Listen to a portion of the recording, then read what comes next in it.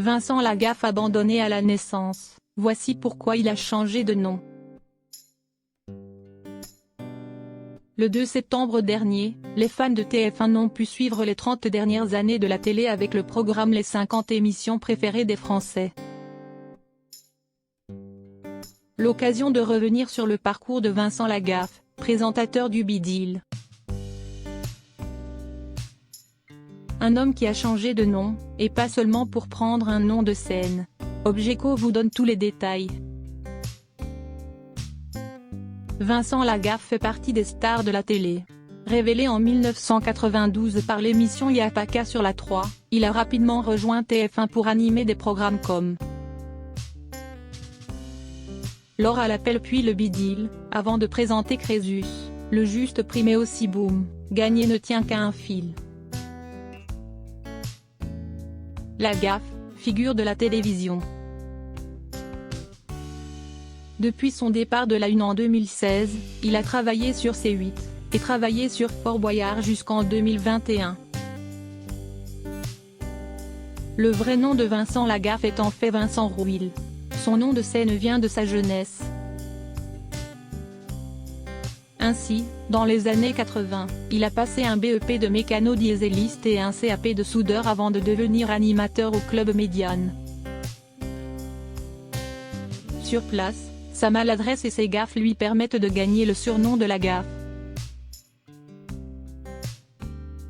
Un clin d'œil à Gaston Lagaffe, le personnage de BD imaginé par Franquin. Pour des questions juridiques, Vincent Rouil raccourcit le surnom. Il devient officiellement Vincent Lagaffe. Ce côté maladroit, il l'a utilisé pour son personnage de Mégagaffe. Lagaffe ne s'appelle pas Vincent. Peu de gens connaissent l'explication autour du pseudo Lagaffe. C'est que Vincent n'est pas le prénom de naissance du célèbre présentateur.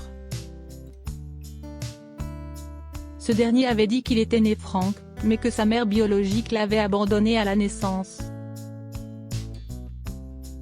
Il avait parlé de cette histoire en 2005 dans Attention à la marche, tandis que Jean-Luc Reichmann avait montré des photos de sa jeunesse.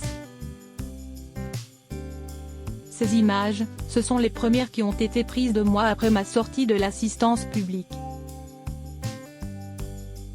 J'ai eu la chance d'être adopté par des personnes géniales. J'ai reçu d'eux beaucoup d'amour, indiquait Lagaffe. Hélas, mon regret, c'est que ma mère, morte en 1988, n'ait pas eu le temps de me voir arriver en haut de l'affiche. Plus tard, dans Salut les terriens, il avait dit avoir retrouvé la trace de sa mère biologique.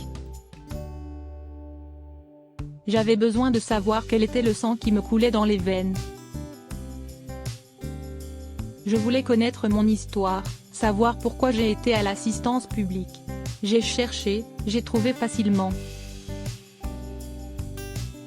Vincent Lagaffe a pu échanger avec elle. J'ai eu un contact pas vraiment agréable au premier abord, et puis lorsque j'ai expliqué au téléphone à la personne qui j'étais.